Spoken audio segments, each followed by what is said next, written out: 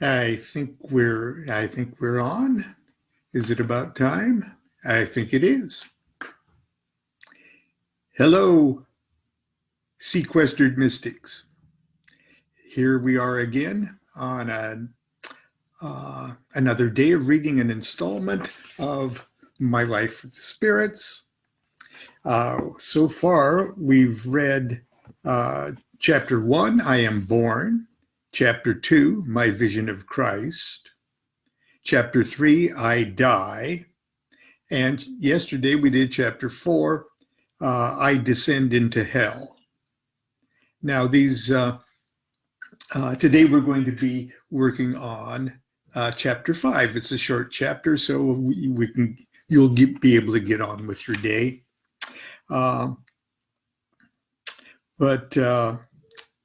Anyway, so that's what we're going to be working on.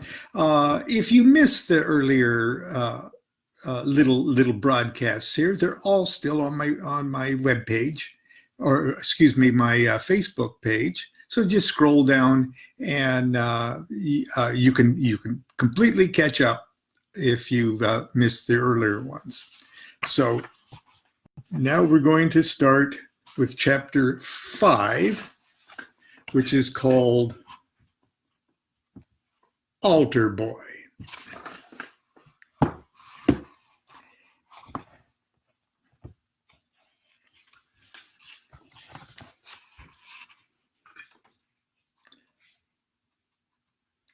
Lonnie, do you believe in Jesus? Reverend Allen squeezed the new black Bible in both hands like it was an overstuffed sandwich. That Bible was mine. I earned it. I squirmed through 2 tedious years of Sunday school and survived the most obscene and evil form of legalized child abuse ever devised. Vacation Bible School. I passed their examinations. I got up before dawn every Sunday to sing in the children's choir at early service. On Saturday mornings, while my friends were playing Army or watching Sky King on TV, I sat alone in the musty, haunted, 100-year-old chapel and mindlessly folded the next day's bulletins and responsive readings. Did I believe in Jesus? Didn't I dress up like a cherub each Sunday and march down the aisle bearing the sacred flame? Didn't I start each 11 a.m. service by enkindling the massive candles upon the altar that signified the living presence of God? And who was it that ended each service by solemnly extinguishing the candles with the long brass snuffer? Me, that's who. Did I believe in Jesus? Did I believe in Jesus? Hell no. I didn't believe in Jesus, but I earned that goddamn Bible.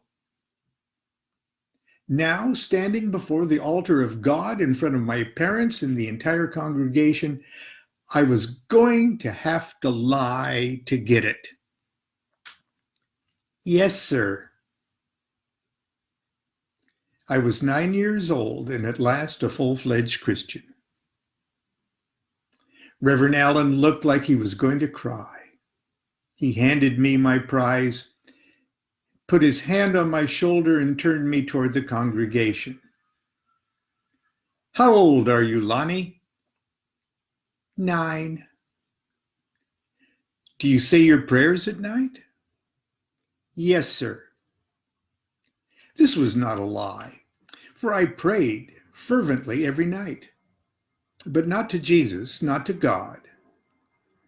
Each night, as I stared out my window into the beautiful Nebraska sky, I tearfully prayed to space aliens or any superior intelligence in the universe who could hear my plea.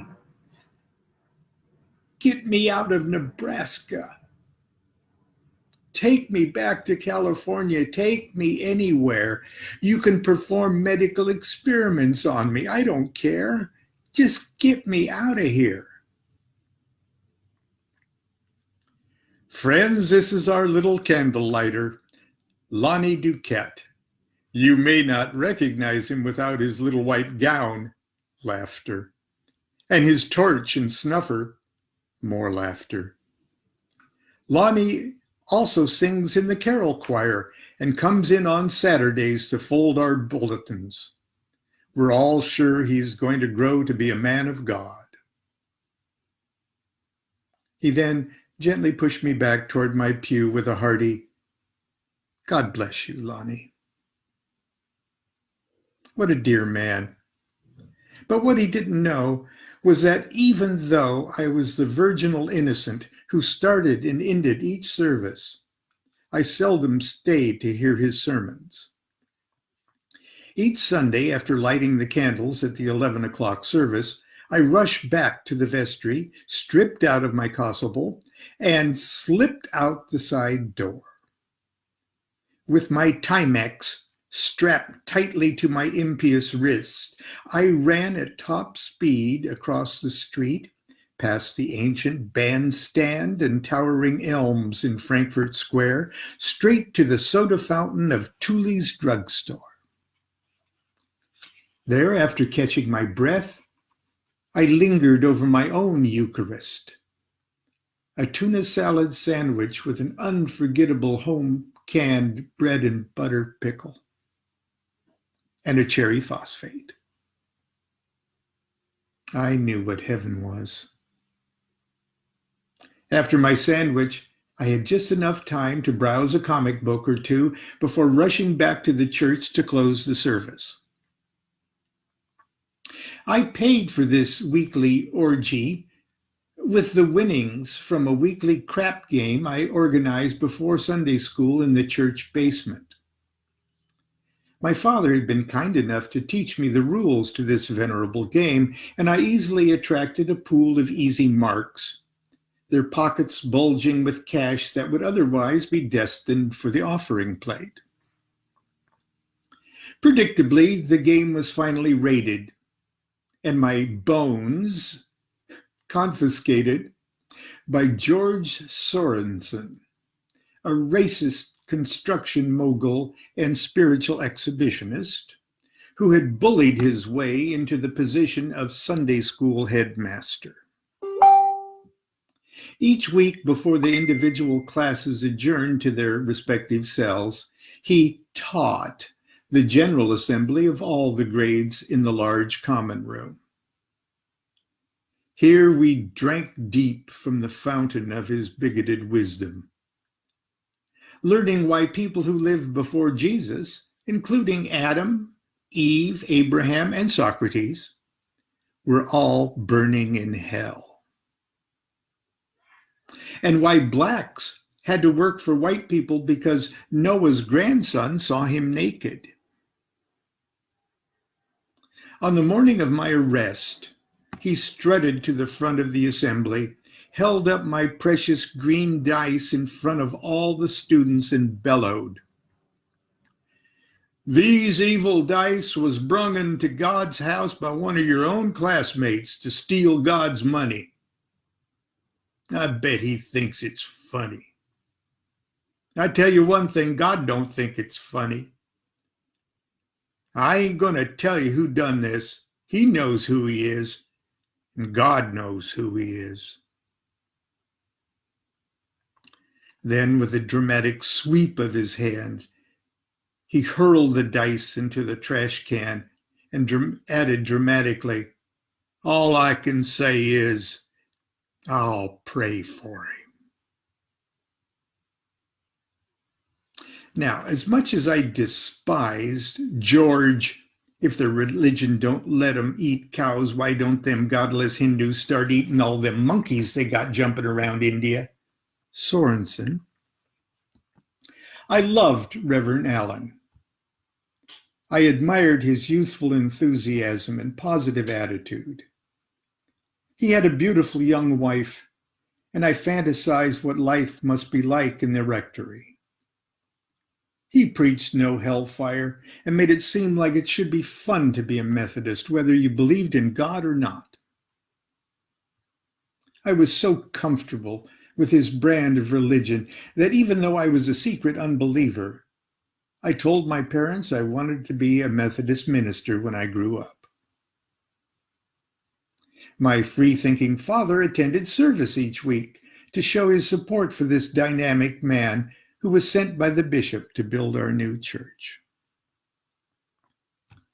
He built the new church all right. Predictably, the building contractor was George. If they ain't been baptized, then they're burning in hell, even if they're just little babies, Sorensen. Unfortunately, before erection of the new church was completed, his 12-year-old daughters walked in on him playing Adam and Eve with Reverend Allen's wife in the new church annex. The scandal shocked the town and forced the Kastners to move away. My father stopped going to church. I continued to serve under the next pastor, and the next one, and the next. After a short vacation, George Sorensen resumed his job as Sunday school headmaster. All I can say is, I'll pray for him. And that's the end of chapter 5. We'll see everybody tomorrow. Take good care of yourself. Be good to yourself. Stay safe. Don't touch your face. Wash your hands for 20 minutes. And so we'll all be here tomorrow, healthy and hearty. Do what thou wilt shall be the whole of the law. Love is the law. Love under will. Goodbye.